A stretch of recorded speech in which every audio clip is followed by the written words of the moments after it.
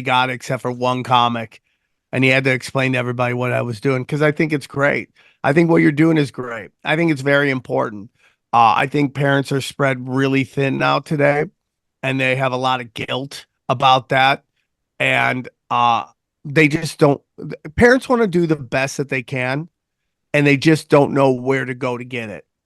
And I bet you if you told a parent, hey man, we got this great book you can teach your kindergartner about the Fed, they'd be like, why do I want to teach them about that? And it's like, because they got to learn it now.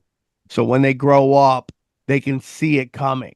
They can understand because I really do believe that right now in our society, in our culture, in our country, they are in fact um they are in fact saturating us with useless knowledge that will just drowns us in stuff that's not important. So we aren't smart enough or healthy enough to participate in our own government. That's my opinion. Yeah, I always tell people I would let a drunk monkey educate my kids before I sent them to public school. At least a drunk monkey will teach them how to climb a tree. I mean, you send them to these public schools, it's a nightmare. I get the calls from these parents, and people think this is like people make this stuff. I really get these calls from the parents, and they vent to me their horror stories. And I've had parents call me and tell me that there's cat litter in the bathroom at the school because a child identifies as a cat, and the school, they reaffirm that. And of course, they're telling the kids all these other things, and it's not a good culture. It's not the type of culture you want your kids to grow up in. And then you have these like drones who they're like, yeah, well, you can't protect your kids from things. You can't hide them from the world. I was like, to an extent, but I certainly wouldn't let them hang around a bunch of crackheads, right? They're going to be exposed to drugs one day, but that doesn't mean I have to offer them cocaine. And we as parents could take it on ourselves to make sure that we shelter our children to an appropriate degree, and then we can get them around the other families that share our values. And then this way, they don't turn 18 years old, dye their hair pink, tell you they're a boy now or a girl now and embrace communism. You actually get to keep your little baby and they grow up to be the person you envision them being. And every parent can do that. Literally 3.7 million homeschoolers in America right now. It is the fastest growing grassroots freedom movement in modern American history. And if Yeah, you're in denial about that, can I just say there's a reason that every other Hollywood actor, their kid is coming out like you're talking about, transitioning. And I mean, think of it. It's so prevalent out here. And back where I'm from, you see it where people homeschool their kids or still go to, schools that haven't completely gone bananas. You don't see it. I mean, it's so rare. It's rare as hen's teeth to see that. oh yeah, you have some like Megan Fox having like 3 trans kids. The odds on that yeah, I mean, is it's like winning the lottery while you get hit by lightning and an asteroid just hitting you right in the head. It's impossible, and it's just what happens is when, and we've said this before on the show, but it's like when you get to a society that is functioning in a way that wealth is being distributed and everybody's doing well, your parents are doing well, they're living the American dream. Well, the kids grow up and they just kind of don't have any needs. They're like their clothes, their food, their clothing, their shelter is all taken care of. So the final thing you need, which is, we talked about this, is purpose. And they need purpose, and they just start to like just drift into craziness, and they start finding things in which there are no goalposts or goal lines.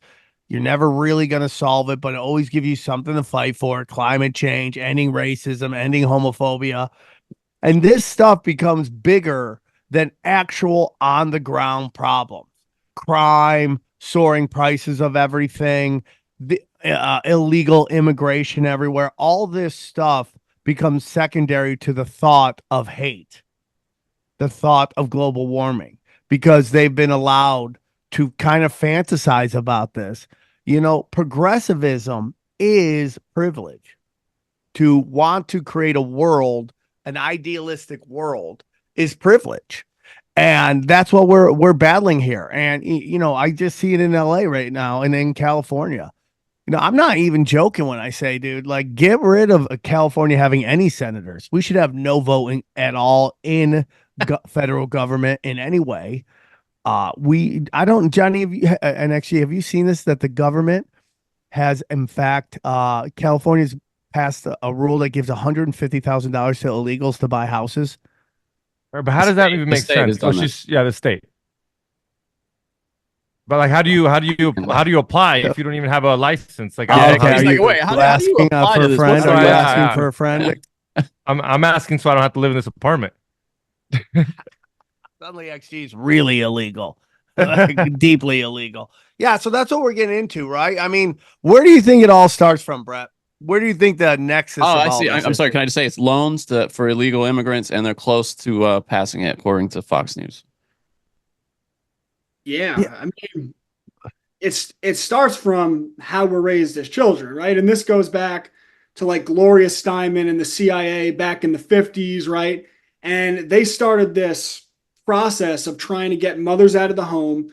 And the goal of that was really to get the mothers and the fathers away from their children and get all of the children into state education, which is the government schooling system. And I forget who says it, but there's a famous quote: give me a child for their first 7 years, and I'll tell you what type of adult they're going to be. Well, the institutions that are doing MK Ultra, that are studying mind control, they know this stuff, and they want to get the children to the state as quickly as possible. And when you do that, you can really shape not just what they think, but how they think. And the majority of people, unfortunately, because of education, because how it's structured, are reactive thinkers rather than systems thinkers. And you hear about that problem, reaction, solution with the Hegelian dialectic, but let me give you an example. You brought up California. Well, Gavin Newsom recently signed legislation which mandated media literacy be taught to school children in California. Now, what does he mean by media literacy? The way they teach it is that you look for reputable sources. So you look at information, you say, does the New York Times report it? Okay, they're reputable. This must be true. Oh my God. Now, cross-reference that. Does the Washington Post also report it? They do. All right, we cross-reference it to reputable sources. That's authority. Now it must be true. The lesson is that truth comes from authority. Now, let me contrast that with how I teach media literacy, how children should learn media literacy. I write 2 fake newspapers, and the children read the newspapers, and then we have a sheet that has the logical fallacies. And they go over each line in the newspaper, and they look for logical fallacies. Are there any appeals to authority here? Are there any appeals to ad hominem attacks, straw man arguments?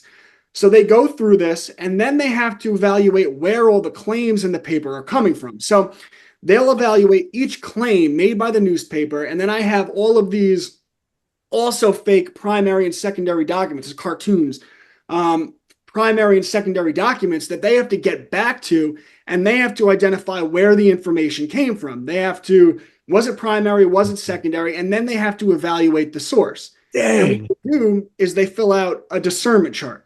It has 3 categories: I know and how I know, I think I know and why I think that, I heard and where I can look. And what we're doing is we're actually training them to evaluate the validity of information. And this is the most important part, to be the judge of that information for themselves. And you really see the split in what's happening in our education system, where you have the people sending their kids to Gavin Newsom and they're being taught to be reactive thinkers, versus the people who are taking control of their children's education. And I mean, give it 18 years. What will be the difference between those 2 groups of kids? Yeah, I mean, that's incredible, because if you kind of watch right now, everything's reactive.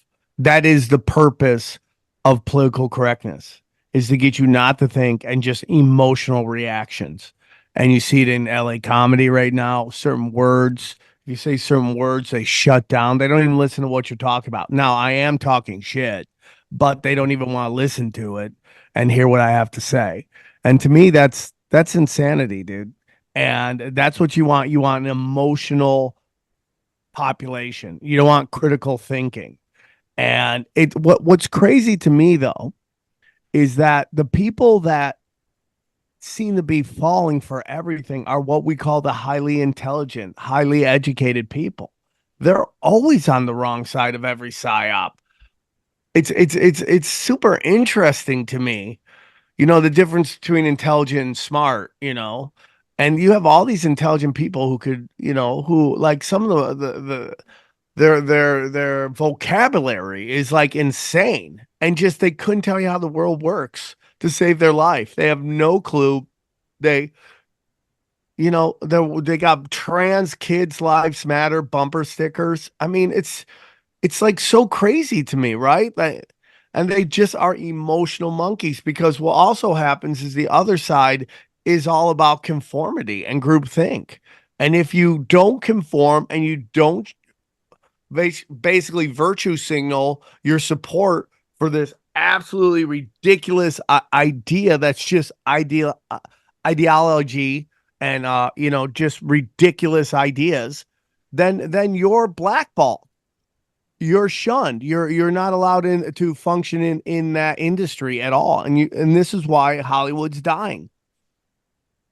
Yeah, I laugh. I always tell people the best thing I ever did was not take school seriously, because you really do see it. The people that really take the system seriously, by the time they get out, they're so indoctrinated. They've been so trained to outsource their thinking to authority that they can't even fathom the idea that authority might be for sale, that authority could be hijacked. But for me, as someone who went through an awakening and I'm a historian, I mean, you look at this stuff, there's an entire history to how authority was hijacked, a history to how they rewrote history, a history to how they took over the medical system. And you can trace all this stuff back, but when you try to tell people who came through the system, say, hey, look at this, they don't even want to look at it because that's the function of it. There's a book by John Taylor Gatto, Dumbing Us Down.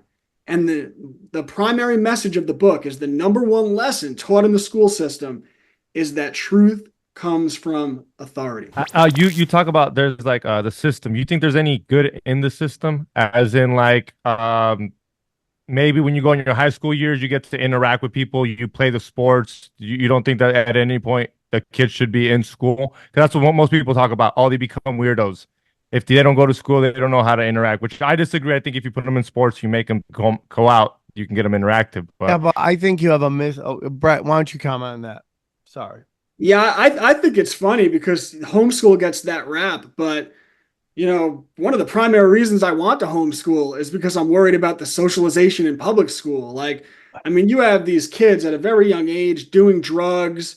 I mean, I was, when I was a teacher in school, we got called to a meeting and we're told that two of the ninth graders were suspended because they had filmed pornography in the locker room, right? So, I mean, this is what you get in the public school system. And you know, in terms of all those other experiences, you can get it outside. I mean, for example, I homeschool my kids, but 2 days a week, they go to a nature school. It's all outside. It's completely in nature. They're with 50 other classmates, and they're doing all the things that you would do in school, but it's just, you know, with people that I'm comfortable teaching them. And it's really easy to get your kids into co-ops. It's really easy. There's 3.7 million homeschoolers. They're everywhere. So in most states, you still have them on the public school sporting teams if you want.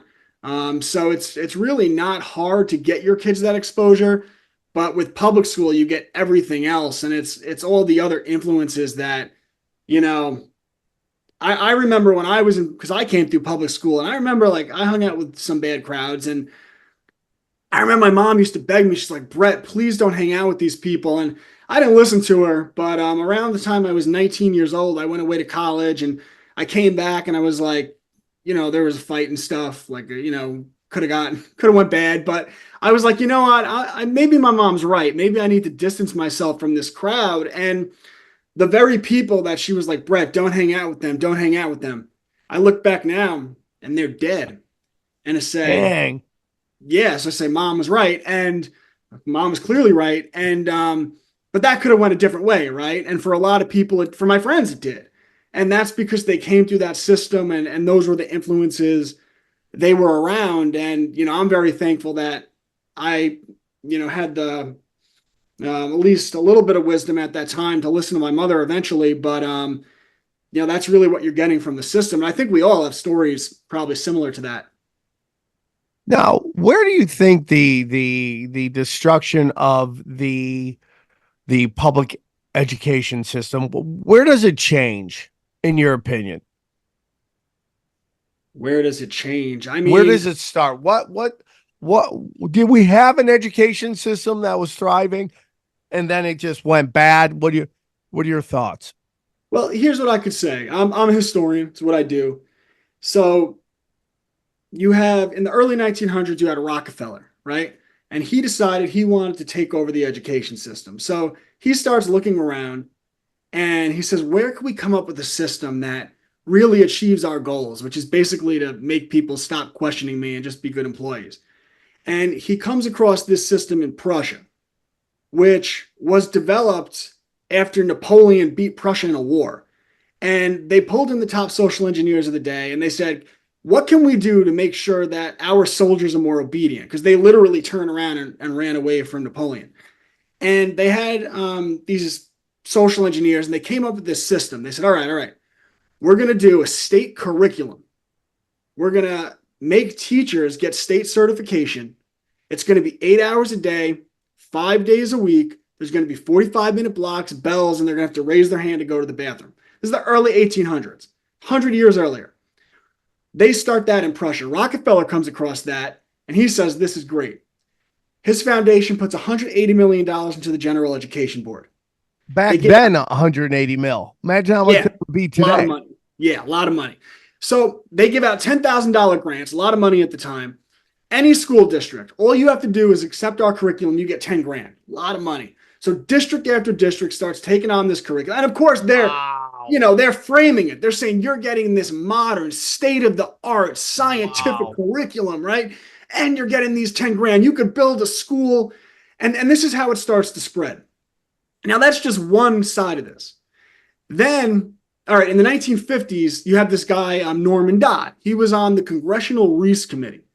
So they're looking into these tax-exempt foundations, the Rockefeller Foundation, the Carnegie Endowment, and they want to know, are they using their tax-exempt money to promote communism? What they found was a lot more sinister. He gets access to the paperwork of the Rockefeller Foundation, the Carnegie Endowment, right? And he's in disbelief. Around 1920, they get together and they say, we need to fundamentally alter Americans' understanding of history. Well, how do you do that? Wow. First thing they do is they go to the top historians of the day and they try to buy him off and they get rebuffed. They had integrity. They said, no problem. The foundation's handpicked 20 college students from throughout the country. Wow. They gave them $400,000 in college grants. 10 years later, those college students make up the governing board of the American Historical Association, right? This is according to Norman Dodd, who was running the investigation. They make up the governing board of the American Historical Association. Well, what did they do historically? They created the curriculum for college and high school history education and what went in to history textbooks. Oh my God. It's so, what year is this? This started in the 1920s. So, okay. So now we have the Fed, which has been enacted around 1913. And the reason this is important to this study is because, it's so funny, Castro, and I forgot who was talking about this a long time ago. Not that I'm a Castro fan at all, but he basically called it. And he was like, the Fed allows them to print fake money, which they can use to bribe everybody. So all this money, the $10,000 are given to these counties, the $400,000 that they're given to these students, it's just Fed funny money at this point. They can just take it and hand it out, and it's all fake, and everybody's selling their soul for this Fed money. Dude, that is nuts. That is nuts. They completely changed what history was. And that, to me, is cultural Marxism. That's what we've been battling. It's all the way back to 1920s it was happening. That's absolutely insanity. Yeah, and the craziest part is it's a fingerprint. Like, it's a modus operatus. They do this time and time again. So when they wanted to take over the medical system, they did the same thing to hijack authority. So in 1908, they funded the Carnegie Endowment in partnership with the Rockefeller Foundation and the American Medical Association funded the Flexner report. So they write up this report, and it basically says that all non-pill-based medicine is nonsense. Yes, dude. Homeopathy, naturopathy. The Rockefeller Foundation takes this report, brings it in front of the state licensing boards all over America. And the licensing boards put the American Medical Association in charge of college accreditation status. That's your funding, that's everything. Within 20 years, half of the medical schools in the United States of America had shut down, and only pill-based medicine was being taught. And that's how you get what happened with COVID and why the medical industry was so detached from natural forms of taking care of your body. Yeah, I talked about murder by injection, and this was a different time. This was 2 years ago, only 2 years ago, on Joe Rogan. And of course, you go to the author's Wikipedia page, and what does it say? Anti-Semitic. And that's done on purpose so that nobody actually reads any farther. They put these buzzwords, and I basically told them, dude, they completely bought off everybody with this fake fed funny money. And they basically got rid of all holistic medicine, and they went all petroleum oil based medicine. And it's done slowly, systematically, so you don't know what they're doing. You can't actually see it. And just think about back then, there was no internet where people could like, hey, dude, you just said this, now you did this. And there wasn't this kind of connection where all of us could talk, and I could be following you, Brett, on the internet and all the wonderful stuff you're putting out. And I get a little piece of the information, a little piece of the puzzle here, a little piece of the puzzle there to realize what's going on. This was all done in broad daylight. Let's not forget about the food industry. Same thing. Bought out doctors, bought out everybody to let us know that the sugar was good, breakfast was needed, 3 meals a day, blah blah blah. The food pyramid, same thing. Well, and that's because we didn't have the internet. Yeah. Again, AIDS is making a big comeback now because of monkeypox. Everyone's talking about AIDS, and I just go, prove it exists. AIDS, autoimmune deficiency does exist. That means your immune system's shot. But prove to me HIV exists. My favorite part of that, by the way, is that they're calling it M-pox now, because monkeypox sounds too, it sounds kind of fun, Like I love, everybody loves a monkey, who doesn't like a monkey? But so that everywhere now, it's like M-pox is coming for you. Sounds like Xbox, M-pox. Yeah. It's kind of racy. It's kind of racy. Yeah. You guys keep going. I'm just going to shut these doors. Okay, cool. So, you see that right now. It's like you go back, and Jamie Deluxe, if you ever want to get a real good breakdown of that, Jamie Deluxe has some great movies about it, about how they basically said that they proved that they isolated and they proved HIV exists through basically circumstantial evidence. And everybody just ran with it. And this whole industry is built on just this illusion, this shadow in the cave of medicine built. When you go to Canada, guys, I'm not lying to you. I'm not saying Canada's perfect right now. I love Canadians. They're great people. They got great sense of comedy. Toronto comedy is on fire right now. There are no rules at the Toronto comedy scene. You could say whatever you want. I mean, literally whatever you want. At the shows I went to, at least, they were great. And so, but you go up there, man, you look at the people in Canada, they are incredibly healthy compared to Americans. Their skin is healthier. They look healthier because their whole health system is built on keeping prices down. Now, I'm not saying there hasn't been a giant surge in everything up there, of course, because, Trudeau's just trying to screw them and just put the screws to them. But man, their skin's healthier. They look healthier. It's what happens when your healthcare is built on keeping prices down and your government doesn't spend 50 cents of every dollar on the military industrial complex.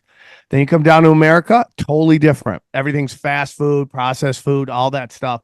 Because again, going back to what Brett's been talking about here, is they want you too dumb and fat to participate in your government.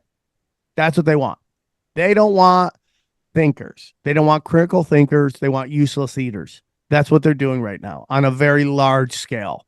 And it's incredible to me. So if you go back to the earliest points of health, I mean, they've been manipulating us since the jump. It's crazy, right?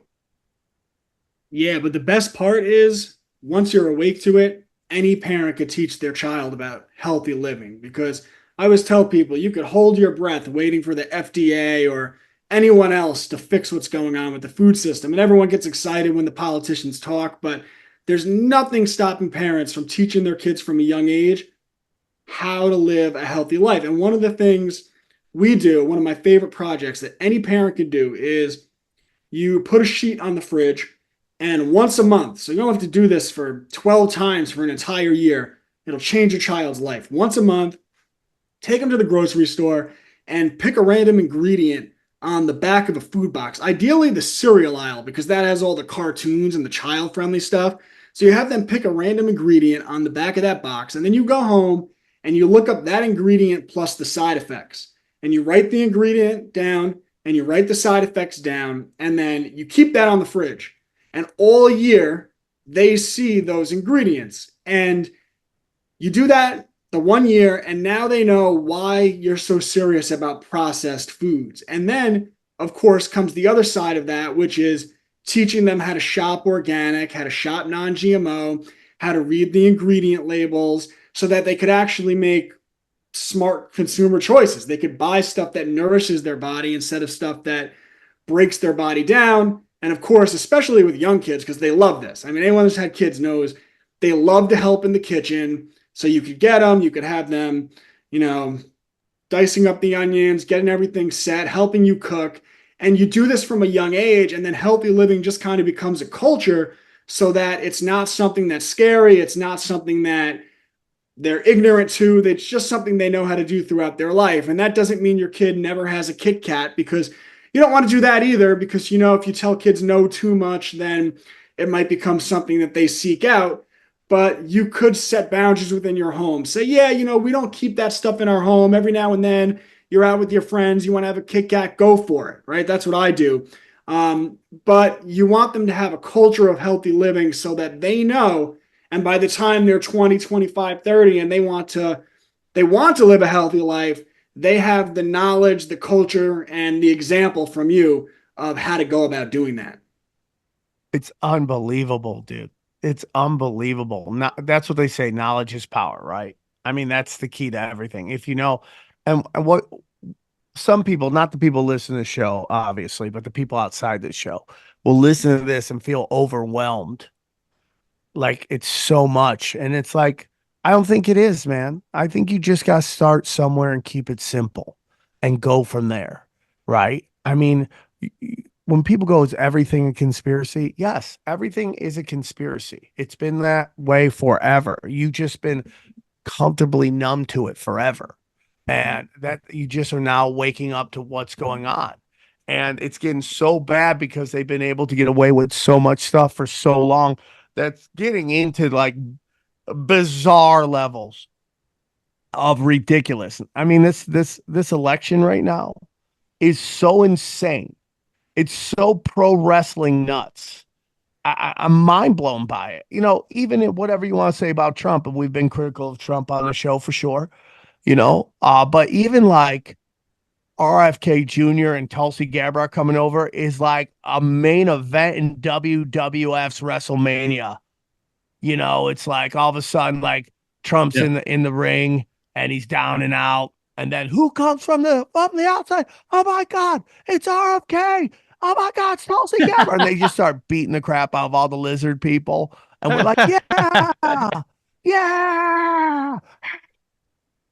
It plays like that, just like that. It's just, and we just eat it up. But even though now that you say it like that, I'm literally looking at it exactly like that. And it's not over. There's probably they got one more card up their sleeves. Bro, it's almost September. Right? We have 2 months. This is it. The 2 months is where the chaos breaks out. And they're debating, right? We'll see. I mean, like, dude, she's doing interviews with her vice president has to be there. Yeah, Like, isn't that bizarre? Because she's gotten so much criticism for not having a debate or not having an interview on her own, and now the first one she does, she has to have him there to hold her hand. It doesn't make any sense. it does make sense if you're trying to demoralize people. I guess. I mean, like, yeah. And what's demoralizing about it? Because to me, seeing her be a dipshit doesn't demoralize me. But I guess it's people who support her, right? Who have to. They're like, this is the best we could do. Is that the demoralizing thing? And then let's say she gets in, we realize we have an absolute retard Yeah. in the White House. That's like that person's gonna go talk to Putin. That person's gonna go talk to China. Really? Do you want the cackler to go talk to China? And then the other guy's doing like a podcast tour and stuff. He's hitting all of them. Yeah, I mean, he's just way smarter. Any thoughts on any of this, Brett? Yeah, it really, I do think there's an aspect of that, and it really would be demoralizing to a lot of right-wing America for Trump, who's really, in terms of right-wing politics, is, at least in my lifetime, the most popular, just populist candidate that has ever been on the stage. And, they beat him with a brain dead. I mean, Biden was brain dead 4 years ago. Yeah. Right. And that alone is a little demoralizing because it's like, wait a second, we had our guy who's as popular as anyone's ever been, and he gets beat by this, walking shell of a human being.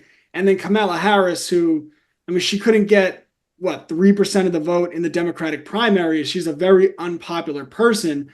But the only reason it would be demoralizing, and this is really the heart of my message, and I don't just talk this stuff, I live it. Like, I homestead, I grow my own food, I'm really devoted husband, I have my children, we homeschool. I started a publishing house. We print our own books so that we're not reliant on Amazon. We're restoring history, a homeschool company that I built up from the grassroots level with no bank debt. And I hire good American people. Like, my employees are Americans. I know their families. They're really good people. And I'll never make them wear a mask. I'll never make them get a shot. And that's where your power comes from. So we've been so trained as a society to say, I need Trump, I need RFK, it doesn't matter, and any politician to come in and save us. And by doing that, we're kind of tacitly agreeing that we've given them our power. But your real power comes from the manner through which you live your life. And the less in debt we are, the less dependent we are, the more we have control over our food system, right? In 2020, people couldn't effectively boycott Trader Joe's. So how can you tell the government to do anything when you can't even effectively boycott the grocery store? Well, you might not be able to grow food. Not everyone can. But what you can do is know a local farmer and then get the food directly from them. And then what that does is it creates a circuit. So when you spend that money at Walmart, that money goes out of your town. It's gone. It's going to corporate. But when you spend that money at a local garden center, or a local farmer, that money it stays in the town. It starts to circulate, and you become more and more powerful. And the more people that realize this, that their power comes from personal responsibility, the more powerful we as a nation will become. And a crazy thing happens when you get more powerful. We really do live in a nation that requires the consent of the governed. It's why they try so hard with the psychological operations. Yeah. They need our consent. Yes. Because after a certain point, you don't have consent, the whole thing is going to crumble. Yes. Well, you get to a certain point where your nation's strong enough, they'll actually start to placate to that and say, okay, well, what do you people want? But right now, when everyone's dependent, they're going to say, what does Goldman Sachs want? Because that's who their master is right now. No, I totally agree. And I think people are waking up to it more and more and more and more. I think, you've had these kind of neoliberals who just ran amok before the internet, and they keep trying to use all the old playbooks, and they're not working. And people are waking up more and more and more. And I think some people are waking up to that. Yeah, maybe our past wasn't perfect, but shouldn't define our future. And you just have a bunch of rich. I'm sorry, dude. Like, my goal, I think everybody's goal is to provide for their family so their children have everything they need to grow up, and which is a wonderful goal to have. But there's also some danger in that too. When you raise kids who have everything they could ever want and have no need, again, we start getting into these things where they start to wander into places where they start chasing, fighting windmills of trans rights and you know, global warming and racism and sexism and homophobia. You know, and we have a real problem with that. That becomes a real issue. And I'm sorry, I'm not, if you've done well and you have kids, I'm not necessarily talking about your children, but what I am talking about is there's real, like, I think these rich kids are domestic terrorists, you know, in a weird way. They tend to fill Antifa up. The Antifa people tend to be rich kids. You know, they always find them, you know, pictures of them. They break down their outfits. It's $500 jackets, $300 pants, $200 shoes, $300 shoes. And it's like you get into Dave Grohl, who like is like all butthurt that Trump used his song to have RFK come out, RFK Jr. And it's like hilarious because, you know, Dave Grohl's dad was Ronald Reagan's speechwriter, and nobody knew that up until recently. So it's like super duper hypocrisy going on there. And you have to really watch yourself with that. You have to give your kids purpose, in my humble opinion. Or the government will, or the schools will, or their peers will. You have to really focus and give them a purpose. Always be talking to them. Always be, you know, I mean, you have to have that connection with your kids. And you know, kids get older, they think their parents are like uncool, but you still got to have that connection. That's what I think. I mean, we are in a full on Bolshevik revolution, in my humble opinion. You have any thoughts on that, Brett? Yeah, well, the snake eats itself. And I recently spoke with a friend of mine who had married very well, and he's in Manhattan and was sending his kid to a $65,000 a year private school. And mind you, this is kindergarten. So you can imagine they've done very What? well, but he's in Manhattan and they're going to this $65,000 a year private school. And he actually just had to pull his child out of that school because they were teaching the trans stuff. So the rich can't avoid it. They create this culture and then it engulfs their children. And you see it with how many of their children wind up gay and trans and not having kids of their own. And the snake really does eat itself. And but that actually is our advantage. People call these rich elites.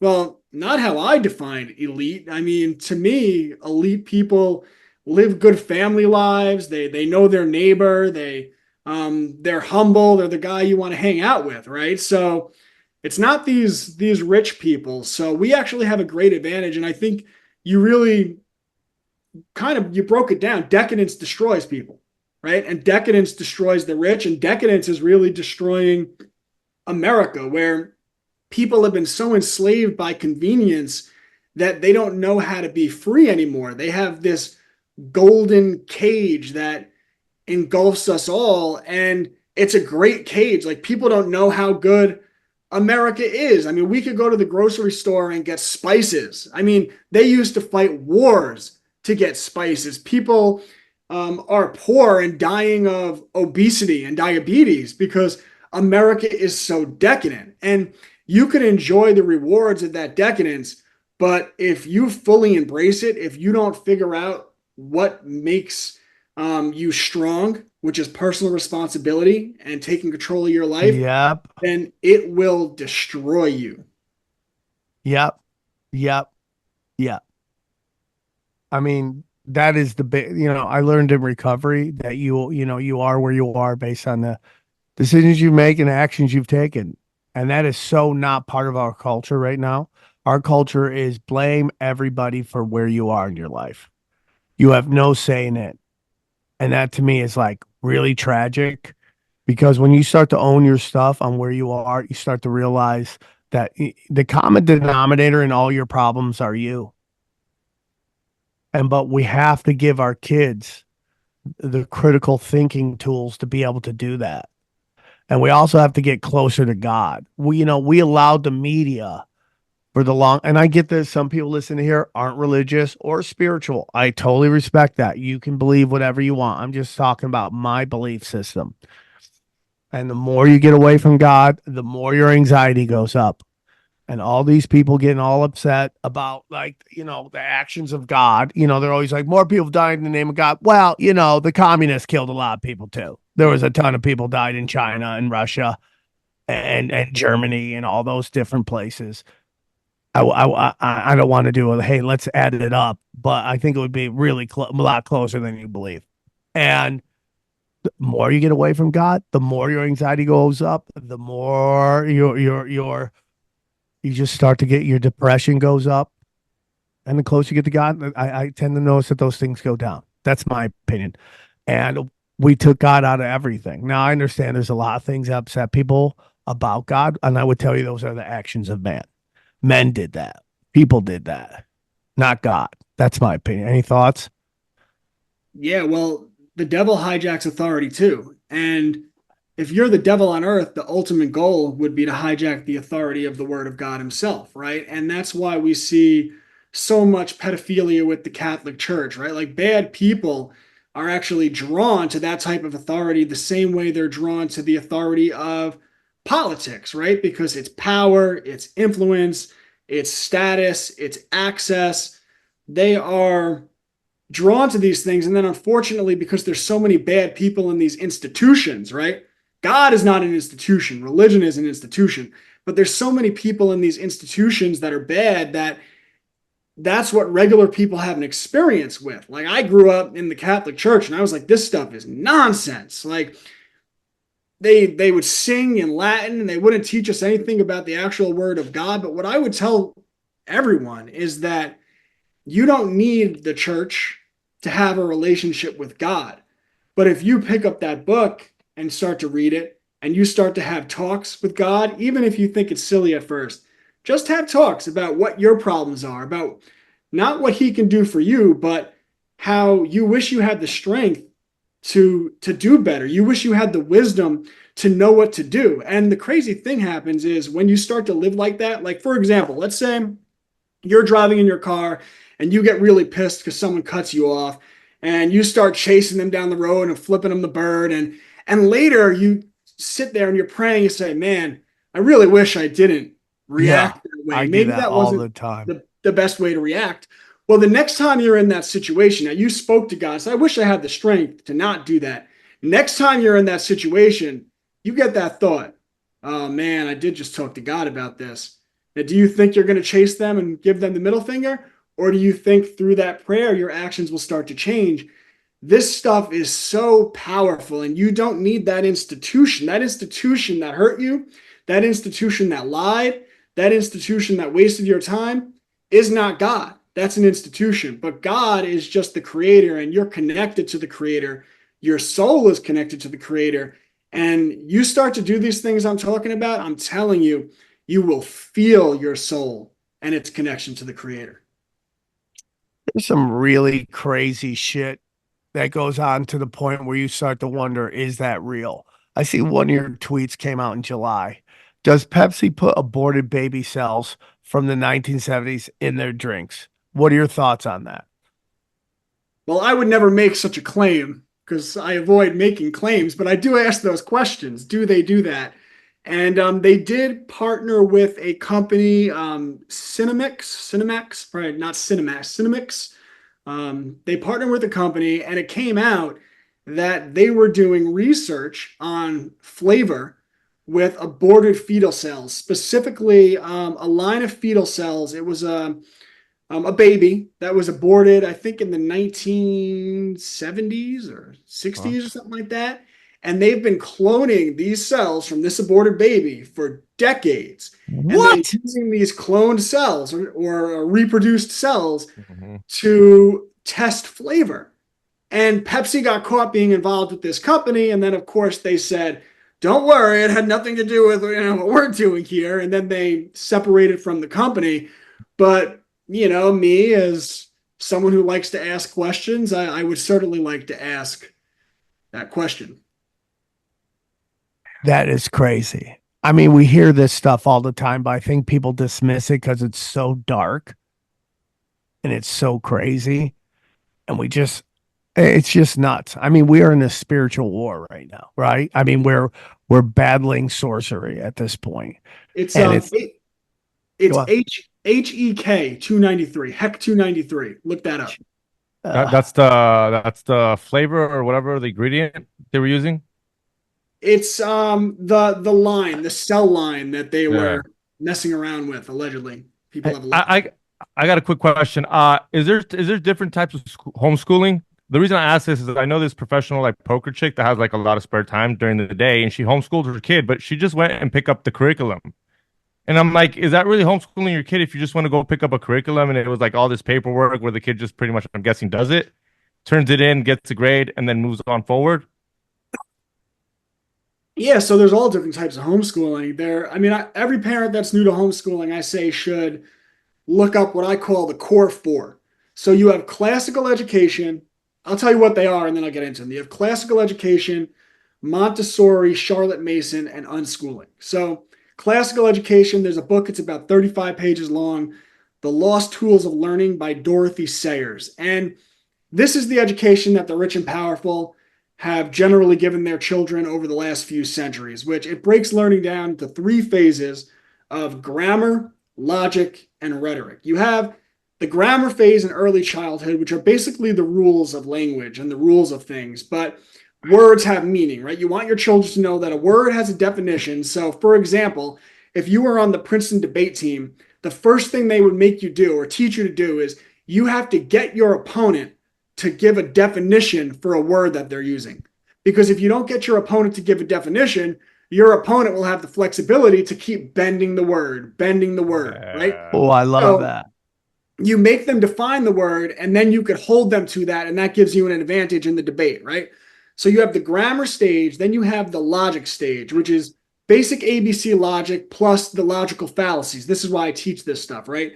So ad hominem attack, straw man attack, how to identify manipulations within an argument, and in your own writing and your own speaking, how to structure something that is logically consistent.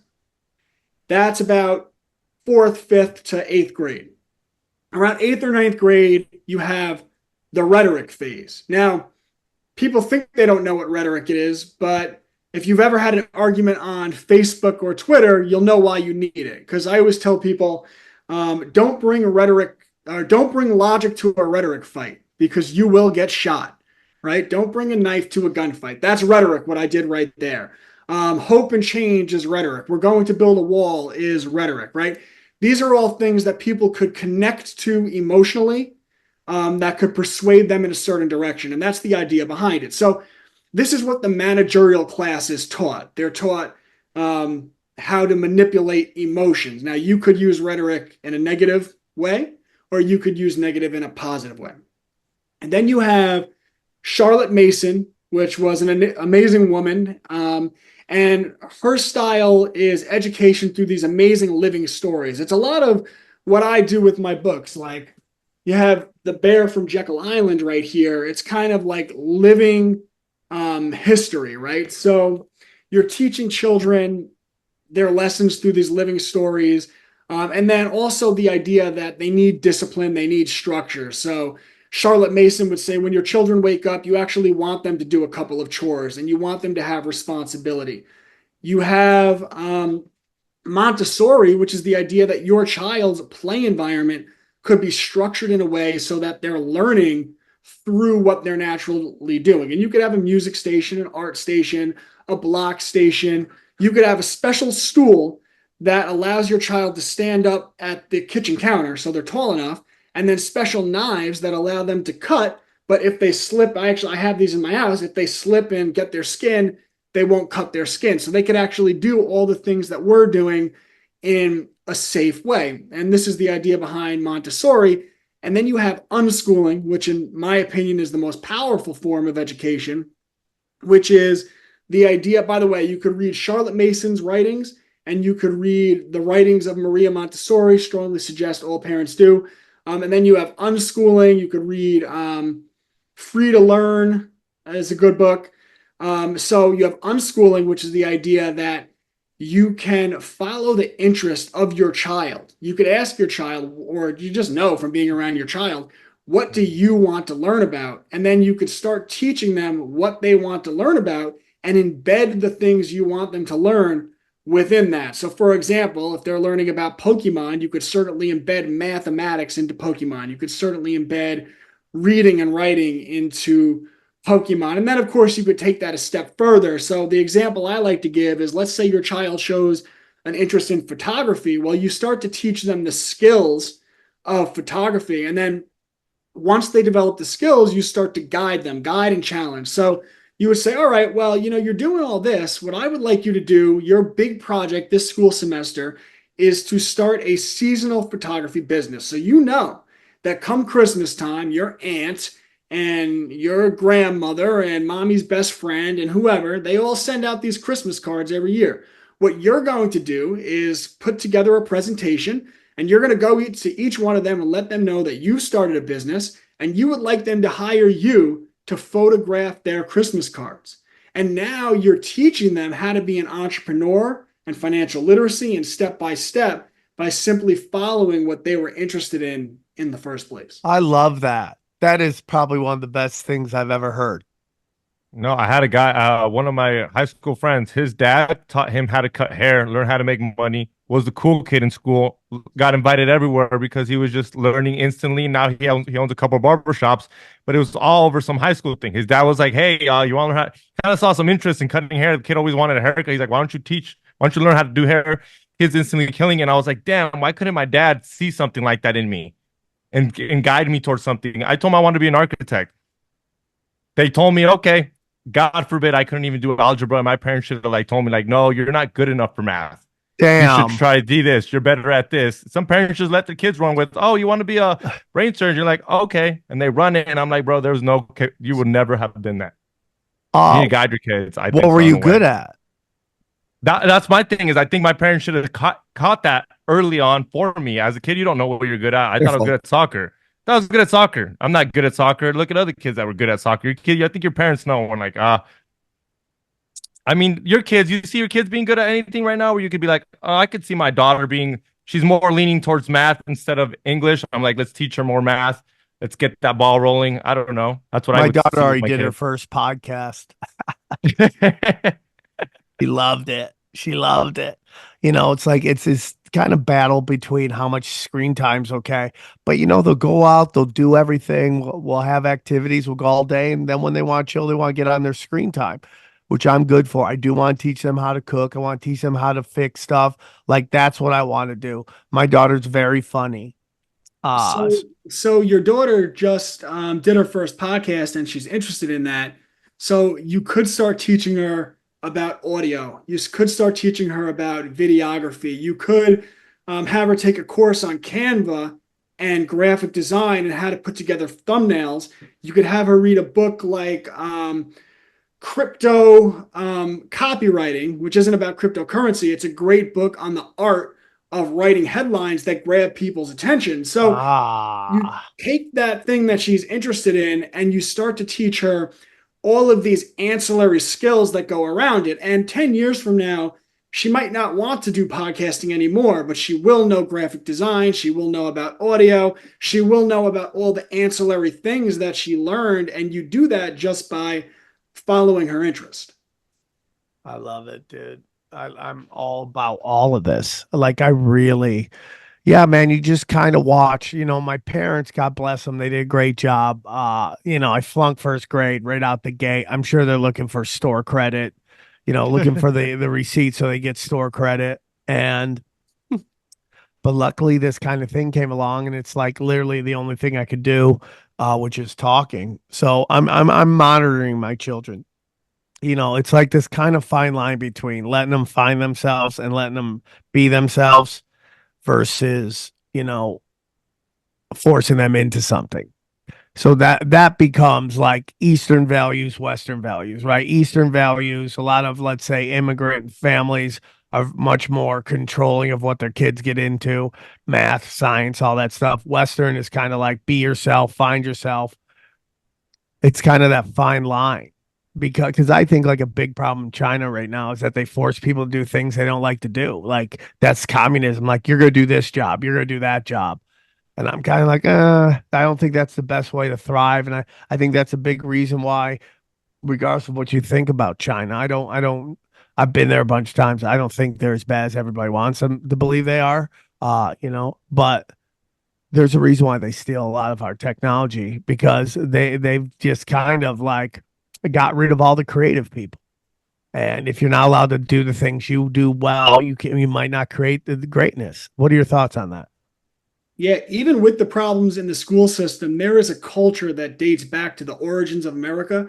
There is nowhere in the world that rivals American innovation, American creativity. And I read a lot about these people. Like one of the best people I've ever read about, Henry Ford. Everyone should read the autobiography of Henry Ford. One of the best reads I've ever done. And you had Henry Ford and Thomas Edison, and Tesla came here to invent all of his stuff because there is just this culture of rugged individualism, of creativity, that you could forge your own path. And there is nothing in the world like the freedom to know that you can create something and then you could forge your own path and build it into something. And I've lived that in my life, right? That's how you start a publishing house and a homeschool company. And one of my big goals over the next 24 months, but knowing how I operate, I'm probably going to be 12 months, is I'm actually going to be starting a physical storefront because I've done really well. I've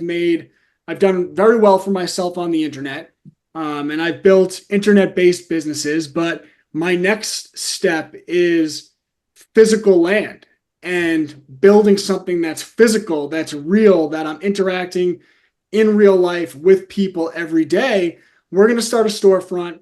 We are going to sell local products. It's all going to be from our local farmers and other local craftsmen and businesses. I'm going to handpick the best businesses from around the country. We're going to stock our store with truly organic, non-GMO, not processed products.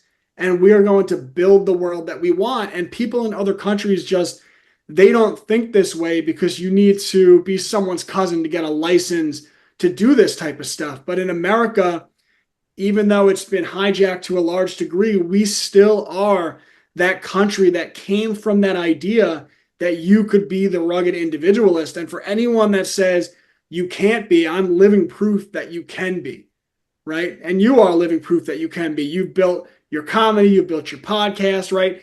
Anyone could take what they're interested in, what they believe in, and run with it. And that is deeply embedded into what it means to be an American. So I think it's the best place to live on earth.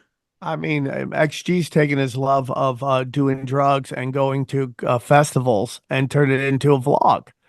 Good for Yeah, you, what more do you XG. want? You've done that Yeah. now. You've done that now. And you've talked about, your parents didn't do this or that. And, now maybe you do what you do. But if you looked at me when I was 26 years old, I was retarded. I spent my life getting drunk, chasing girls, and just being an idiot. That's, I didn't take anything too seriously. And then, the funny thing is you get married, you have kids, and your priorities start to change. And I started to take my life really seriously. And when my son was born, I grew up in a culture of alcohol. I said, my son will not grow up in that culture. I haven't had a drink in years because my children will have a role model that doesn't engage in bad behavior. So I don't drink. I don't do drugs. I work my ass off. And I started doing that every day. In fact, when I first started, all I said was I was working a full-time job. And I said, I'm going to commit 1 hour a night to trying to build a side hustle. No matter what, I sat down I love it. night and I started building, and 1 hour quickly turned to 4, quickly turned to 5. And before I know it, I was quitting my job and I was doing what I do now, and more opportunities come. There is no limit to when you can start pursuing what your rugged individualism is. And don't think you don't have skills. You do. You just have to figure out what that is, figure out what you're passionate about, and just attack it and give it time. In 5 years, you'd be a radically different person than you are now. In fact, if you spoke to me 7 years ago, like I said, you'd say this guy's retarded. I'd never think you were retarded, dude. You're well spoken. You're like, I think you're retarded now. So we get to this thing. It's becoming more and more obvious that we are being controlled at every level. We have this BlackRock, and Johnny and I have another show called Cash Daddies. We have a guy on that show that is a normie, and he doesn't believe that BlackRock has as much influence as we all believe, because according to him, that would be illegal. Johnny, what is that exactly is his stance? Well, BlackRock has funds that track certain markets, and there are rules about how, so that it's the suggestion that they pick and choose which stocks to have in the fund. That's just not how those funds work. Is his point. So what influence could they really exert? He doesn't think they're activists in the companies that they are invested in, is what it boils down to. So like they're all just doing it for business, for right. actual money. I mean, it would be, you can't go to let's say you're tracking, I don't know, the top 100 in the chip industry or something. I don't know if there are 100 big companies in the chip industry, but for example, you can't say to company number 4 or whatever, like, hey, you're off the list. Okay. Silicon. You're off the list because we don't, unless you do X or whatever. You can't do that because you're tracking the top 100 companies, and they're going to be the top 100 companies no matter. Do you get what I'm saying? So that's his take, and I understand. I guess. So I ask this all the time. Like, when Larry Fink says we're going to force behaviors, what do you think that means?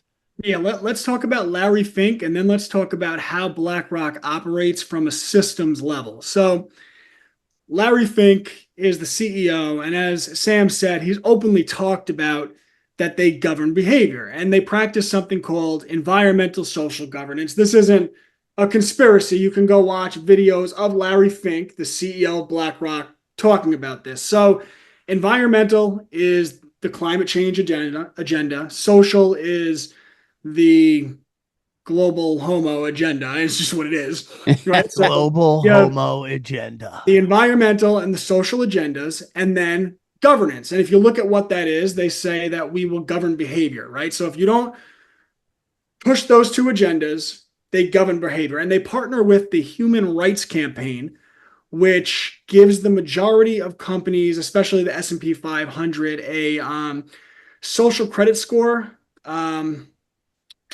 I forget what they call it, corporate equality index score, right? Again, you can go look this up. All these companies file these scores, but basically it's file these reports, and they get a score from the Human Rights Campaign, and it's basically their social credit score. And so BlackRock's looking at that, and they're saying, if you don't have a high enough social credit score, then we're going to govern you. But what does that mean, right? What does it mean to govern? Well, BlackRock gets people's retirement money, right? People give them their 401k and their Roth IRA and whatever it might be. And then they take that money and they invest into all of these different companies, right? If you look into the ownership of all these companies, BlackRock owns like 15% of everything, like BlackRock, Vanguard, and State Street. It's like 15%. This is where their power is, right? So they get their people through the shares. They have a proxy vote, right? So a proxy vote means it might be your money. It might be your 401k, but the investment firm, right, they actually get your vote, right? You don't get to vote on, Coca-Cola or whatever. BlackRock does. So they get their people put onto the corporate boards of these companies. And then the boards appoint the CEO. And the CEO, who's usually some MBA from Harvard, who's been trained in how to maximize profit. He's not necessarily like a founder who has some ideological agenda here or there. He's just going to where the money is. In fact, he's legally responsible to do that. So they get their people on the board, they appoint the CEO, and then the CEO is told that part of your responsibility is to do this ESG. And if the board doesn't like what he's doing, well, that's where the governance, at least the threat of the governance is there. They could say, we don't like the job you're doing here, and we can try to replace you as CEO. And these guys are looking at, $20 million bonuses. So it's really just a mechanism of their control, and that's what they mean by governance.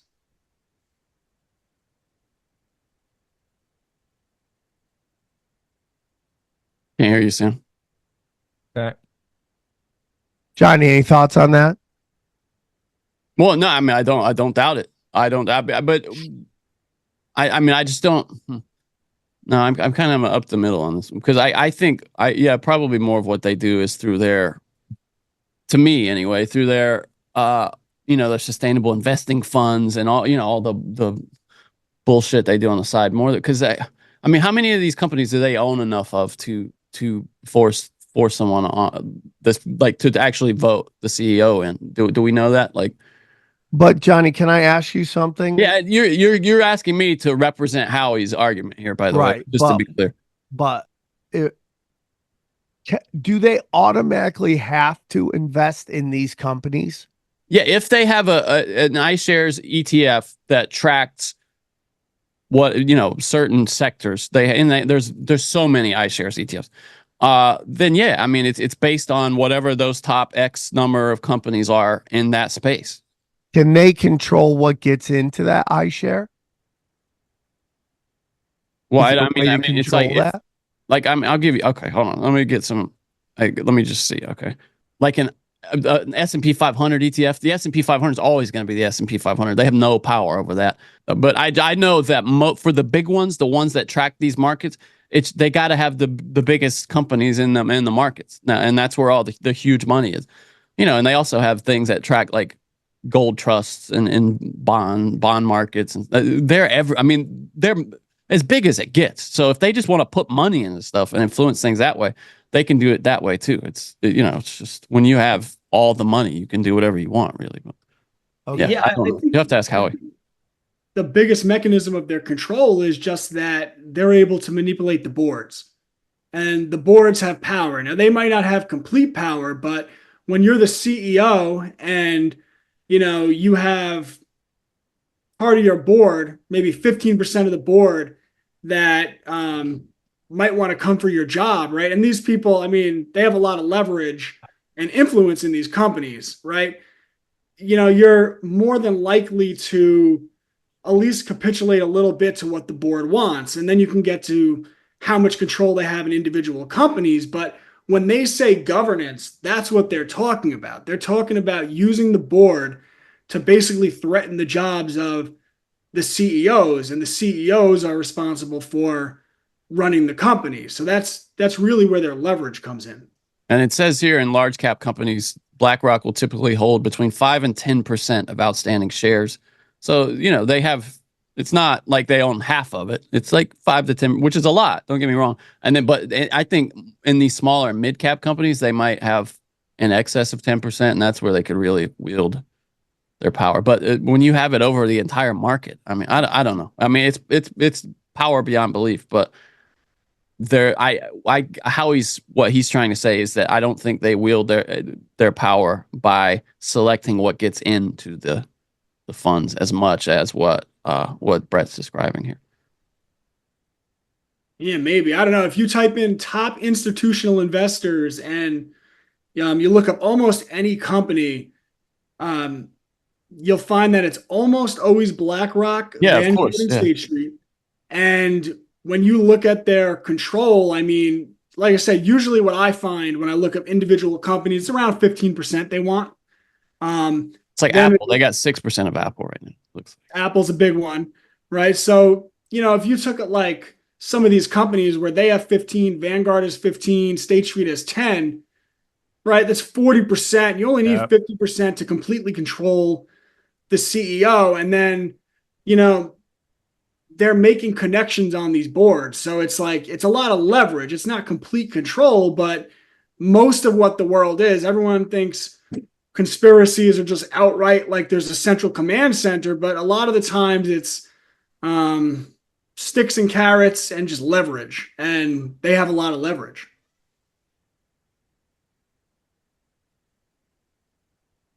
Sam, you're muted again. Sorry, guys. I want to end on a positive note.